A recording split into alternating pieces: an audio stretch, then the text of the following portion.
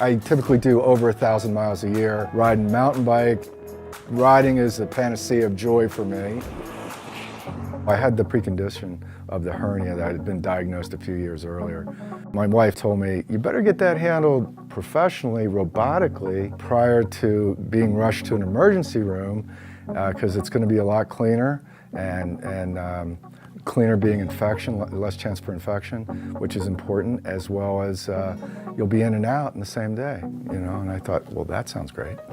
When he did present to me, it was initially with one inguinal hernia, and during the exam we found hernias on both sides. And I recommended that we do this robotically for a couple reasons. Number one, I think that the robotic hernia repair is far superior to a traditional open repair.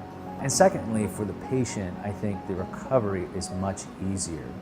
3 small incisions, 8 millimeters, which is about 1/4 inch, and we can fix both sides.